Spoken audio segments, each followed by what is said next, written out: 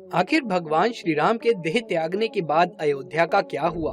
आखिर कैसे भगवान श्री राम की संतानों यानी कि लव और कुश ने राज्य को संभाला और कैसे सूर्यवंशियों का वंश आगे बढ़ा? नमस्कार दोस्तों, स्वागत है आप सभी का एक बार फिर से।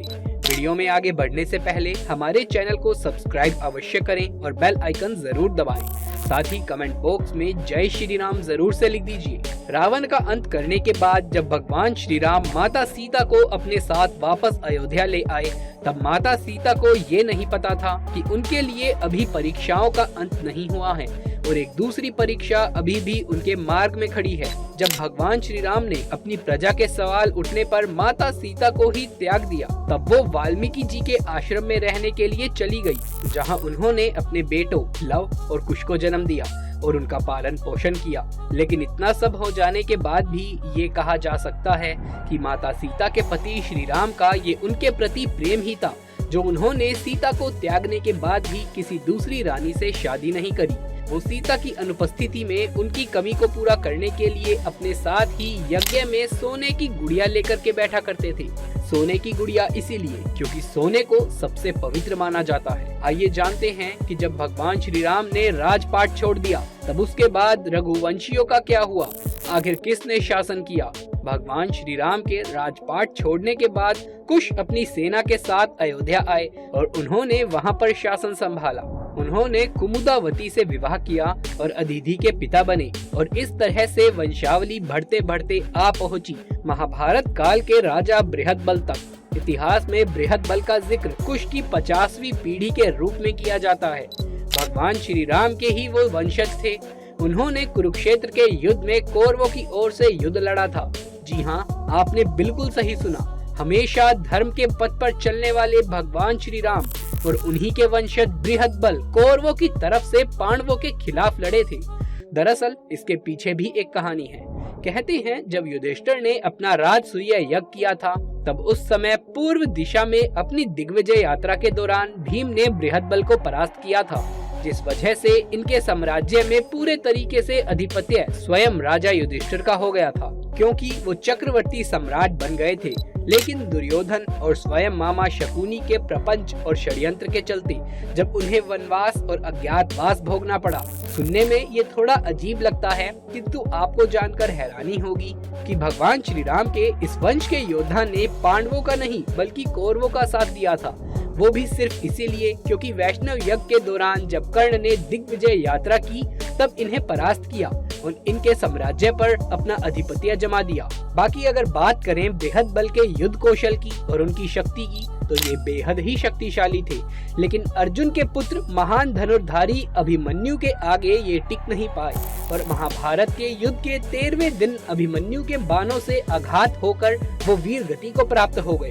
उस समय जब अभिमन्यु चक्रव्यूह के अंदर प्रवेश कर रहा था, तब इन्हीं को ये दायित्व दिया गया था कि ये चक्रव्यूह के बाहर सभी पांडवों का सामना करे। लेकिन उस समय अभिमन्यु बड़ी ही तीव्र गति से आगे बढ़ता हुआ इनका विनाश करता हुआ चक्रव्यूह को भेदता चला गया।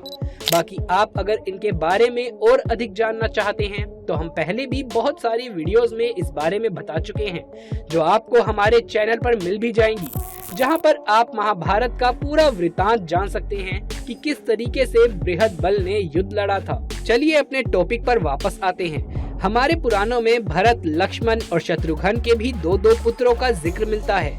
भरत के 2 पुत्र हुए ताशा और पुष्कर, वहीं लक्ष्मण जी के पुत्र चित्रांगद और चंद्रकेतु, वहीं शत्रुघ्न के पुत्र हुए सुबाहु और शूरसेन।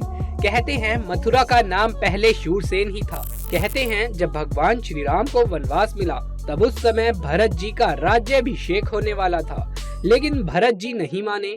उन्होंने दक्षिण कौशल प्रदेश में कुश और उत्तर कौशल प्रदेश में लव का अभिषेक कर दिया। भगवान राम के काल में भी कौशल राज उत्तर कौशल और दक्षिण कौशल में विभाजित था। कालिदास के रघुवंश चरित्र के अनुसार भगवान श्री राम ने अपने पुत्र लव को श्रावसती का और कुश को कुशावली का राज्य दिया था। श्रावसती की माने तो लव का राज्य उत्तर भारत का था और कुश का दक्षिण भारत का। वहीं रघुवंश चरित्र के अनुसार कुश को अयोध्या जाने के लिए विंध्याचल पार करना पड़ता था। इससे ये भी सिद्ध होता है कि उनका राज्य दक्षिण कौशल में ही था। कुश की राजधानी कुशावली आज भी बिलासपुर जिले में है और कौशल को राम जी की माता कौशल्या की जन्मभूमि माना जाता है। वहीं दूसरी तरफ ऐतिहासिक तथ्यों के अनुसार लव ने लवपुरी नगर की स्थापना की थी। लवपुरी के बाद में वो लोहापुर कहा जाने लगा और वर्तमान की स्थिति में वो लाहौर ही है। यहाँ तक कि इनके किले में लव का एक मंदिर भी बना हुआ है। दक्षिण पूर्व एशिया देश लाओस, थाई नगरी लोहपुरी दोनों ही उनके नाम पर रखे गए। ऐसा माना जाता है कि इसके बाद लव के वंशज गुजरात चले गए और मेवाड़ में आकर बस गए, जहां इन्होंने सिसोदिया वंश की स्थापना करी। शायद यही कारण है कि मेवाड़ का राज प्रतीक भी सूर्य है। साथ ही ये भी सुनने में आता है कि लव से राघव राजपूतों का जन्म हुआ, जिसमें बरगुजर, ज्यास और सिकरवारों का वंश चला। दूसरी शाखा सिसोदिया राजवंश की थी, जिसमें बैछला और गहलोत वंश के राजा हुए। दूसरी ओर कुश ने कुशावती राज्य की स्थापना की, जो छत्तीसगढ़ राज्य के बिलासपुर जिले में स्थित है। कुश ने अपना राज्य पूर्व की तरफ भी फैलाया और ऐसा माना जाता है कि थाईलैंड के राजा इसी वंश के थे। शायद इन्हीं कुछ कारण से थाईलैंड के राजा को आज भी राम की उपाधि देने की प्रथा यथावत है। साथ ही कुश से कुशवाहा यानी कि कछुआ राजपूतों का वंश चला। इसके अलावा मौर्य, सैनी, साइब के संप्रदाय की स्थापना कुश के वंश से ही हुई। वहीं जे.बी. मित्तल की किताब हिस्ट्री ऑफ ऑथेंटिक इंडिया के अनुसार कुश की मृत्यु एक असुर के वध से हुई। उसके अलावा ऐसा कहा जाता है कि लव और कुश में से कुश का ही वंश आगे बढ़ा। इसी कारण इतिहास में कुश के ही वंशजों का वर्णन ज्यादा मिलता है। पुराणों में 30 दूसरे सूर्यवंशी राजाओं का जिक्र मिलता है, जिसमें से एक नाम गौतम बुद्ध का भी है। सूर्य वंश के अंतिम राजा के रूप में राजा सुमित को ही जाना जाता है, जिन्होंने नंदन वंश के संस्थापक पद्मनाथ से हार कर अयोध्या को कस्बे में ले लिया था। और ये समय ईसा पूर्व से 362 से लेकर 420 तक रहा होगा। वहीं भारत की सर्वोच्च अदालत ने ये भी आगे जाकर पूछा कि क्या राम के आज भी कोई वंशज अस्तित्व में हैं? तब जयपुर के राज परिवार में से दिया कुमारी ने एक पत्रावली के जरिए कुछ सबूत पेश किए, जिसमें अयोध्या के सभी राजाओं के नाम कर्म अनुसार लिखे हुए थे और इसमें राम के वंशज के रूप में 289 नंबर पर वंशज अमर जयपुर के सवाई जय सिंह का नाम ही था। और इसी क्रम में 307 वंशज के रूप में दिया कुमारी के पिता महाराजा भवानी सिंह का नाम ही मिलता है। राजकुमारी दिया कुमारी एक भारतीय राजनीतिज्ञ तथा वर्तमान में राजमंच से लोकसभा सांसद है। तो इस तरह से आज भी ये वंशावली चलती आ रही है और आगे भी चलती रहेगी। हम भगवान श्री राम के ही अंश हैं, क्योंकि हमारा भारत अखंड भारत था। इस बारे में आपके क्या विचार हैं? नीचे कमेंट बॉक्स में लिख करके जरूर से बताएं। साथ ही कमेंट बॉक्स में भगवान श्री राम के सच्चे भक्त जय श्री राम लिखना बिल्कुल भी ना भूलें।